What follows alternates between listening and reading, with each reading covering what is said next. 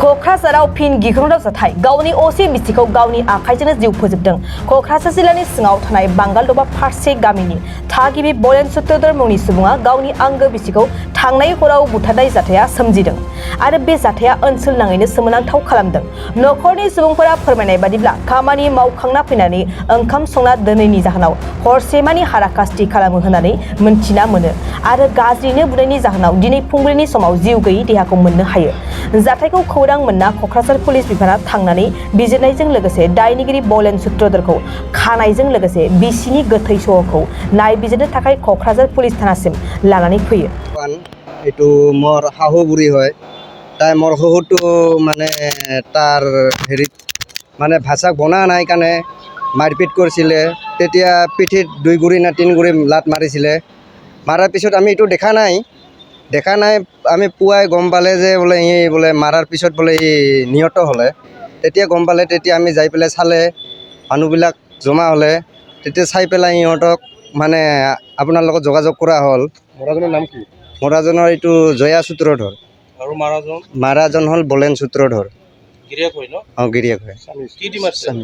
এইটো ভৰি দিয়ে মাৰছে। মদ খাইছিল নেকি? মাল খাইছে নে খোৱা নাই ছাৰ মইতো দেখা নাই আৰু মই তেতিয়া নাছিলোঁ কাজিয়াত।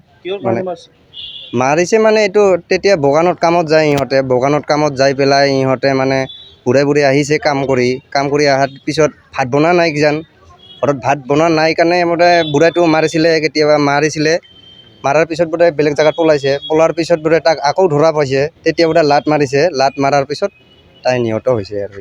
ঘটনাটা মই ছাৰ দেখা নাই, কলোঁ না মানুহৰ ঘৰত। কোন গাঁও? কোন গাঁও?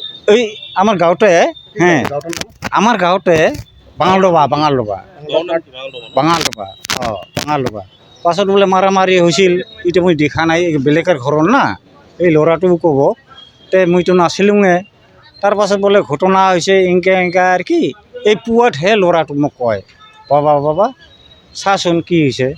মই দেখোঁ লাৰি চাৰি চাং মানুহ দুখন নাই। এইটো কি হ'ল? পিছতে এটা ভাতিজা কাষতে তাক মাতি দিলোঁ, আচোন। আহি কিনে চাই হয়তো মানুহটো নাই। পিছতে ভাতিজাটোৰ যিজন মৰিছে নাম কি? তাৰ জয়া নাম। জয়া সূত্ৰধৰ। সূত্ৰধৰ। কি দি মাৰছে? কি দিয়ে এইটো মই দেখা নাই। মাৰছে ল'ৰাটোৱে, সিয়ে ট্ৰিটমেণ্ট দিছে না, কৈছে পুলিচৰ আগত। গিৰিয়েকে মাৰছে? গিৰিয়েকে মাৰছে? স্বামীয়ে মাৰছে তো? ওর স্বামী মারছে। নাম কি? বিয়াল। বলেন নহয়, এতিয়া আসল নামটা বাপে থৈছোঁ बियाल। नोंथाङा सरखारि साख्रि नागिरदोंना? नोंथांनि थाखाय मोनसे गोजोनथाव खौरां। नोंथांनि थाखाय दं एडुकेट पॉइंट, जेराव नोंथाङा सोलोंथाइ लानायनि गेजेरजों सरखारि साख्रिनि गुबुन गुबुन रोखोमनि गोब्राब आनजादफोरखौ उथ्रिसारनो हागोन आरो गावनि आथिङाव गसंथानो हागोन।